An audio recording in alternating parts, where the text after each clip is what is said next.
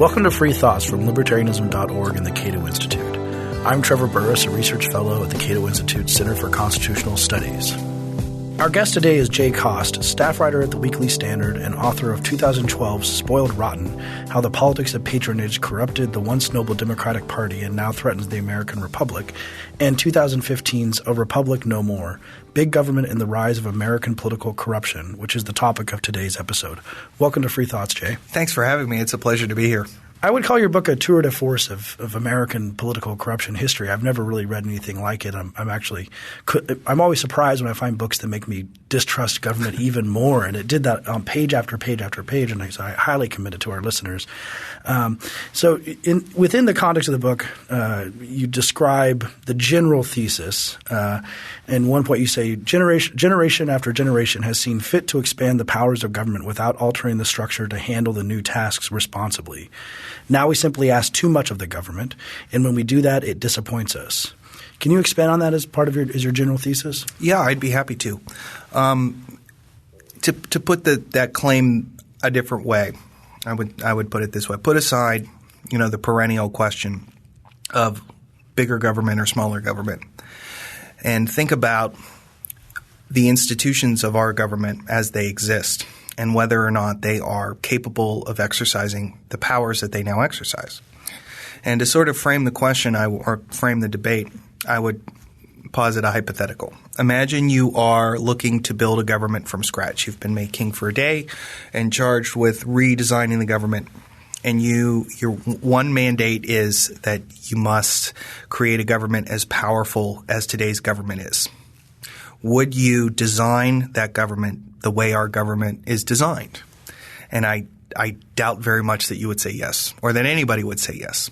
And the reason is that the design of this government was meant to match very precisely, very carefully, a lot of consideration and thought and debate at the Constitutional Convention in 1787 to create institutions that could handle responsibly the powers that they were given at that same convention. And what has changed over the generations is that we have expanded the powers of that government without due consideration for whether or not the institutions are competent to implement those powers responsibly.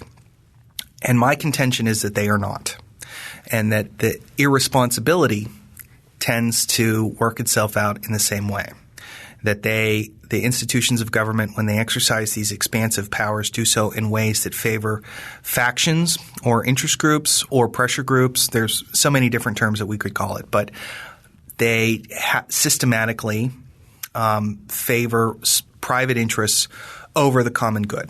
And in my understanding of the term, that is corruption. Would you say that – you mentioned factions, and of course probably many people listen to this podcast, and many other people makes them think of Federalist No. 10, sure, written by Madison. And that has often been called special interests, almost synonymous with special interests. Do you think that's the same thing he was talking about, that factions is the same thing as a special interest today? Yeah, that's a great question. A lot of times the current process is excused as sort of, well, this is actually a realization of Madison's vision in Federalist 10, and that this has vindicated him, and interest group pluralism.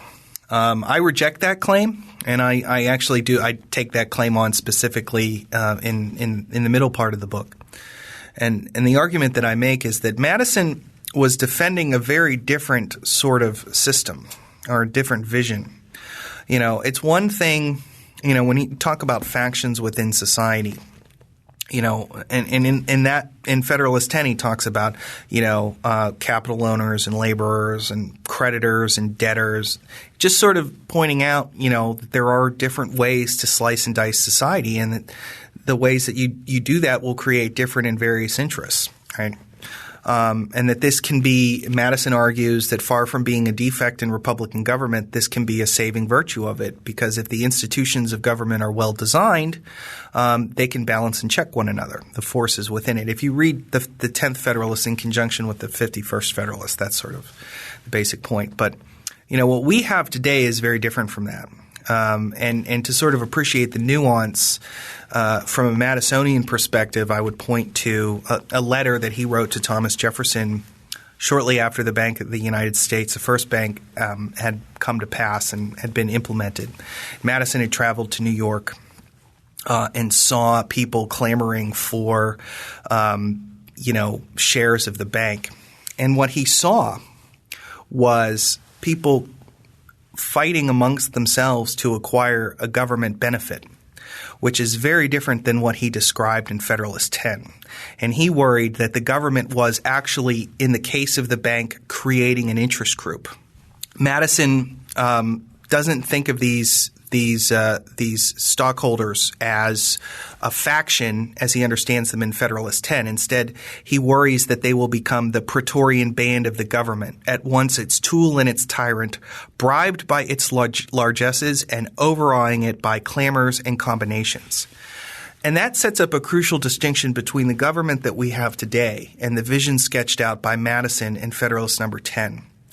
The government that we have today, where there's sort of an interest group society, people are actively fighting for their share of the federal pie to acquire government rents from an active government that does an array of tasks that were never envisioned in 1787.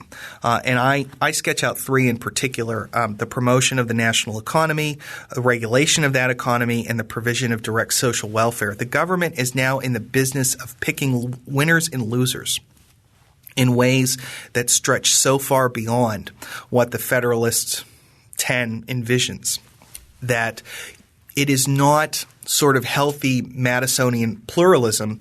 The better way to understand it is an endless series of Praetorian bands that are, as Madison said, the tools and the tyrants of the government, bribed by its largesses and then overawing it by clamors and combinations. Now, it's pretty amazing that just 1791, just right after the Constitution is ratified, we have this discussion already, the First National Bank. And it's within that question of whether or not we're going to authorize the First National Bank is the Hamiltonian versus the Madisonian vision, which you sketch out in your book.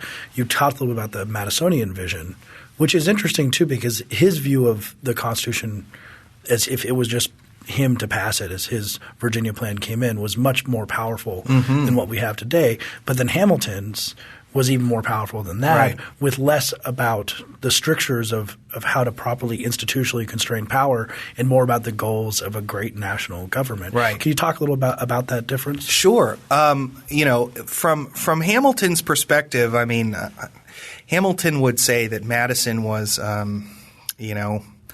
didn't understand public finance, and that,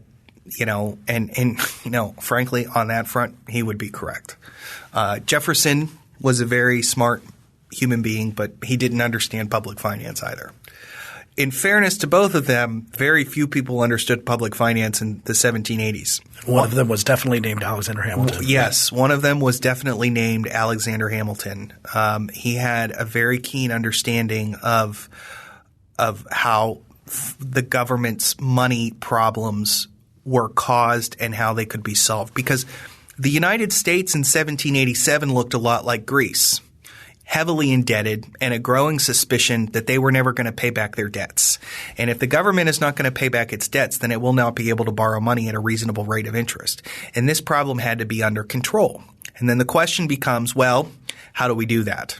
And Hamilton proposes a series of measures, the most controversial of which was the Bank of the United States, which was a public-private institution that had a public charter but was held by private shareholders. And that was supposed to facilitate the collection of taxes, stabilize inflation rates, allow the government to borrow at a reasonable rate. And it was a very innovative program. Hamilton took the best lessons learned from the Bank of England and extended them further than they had done.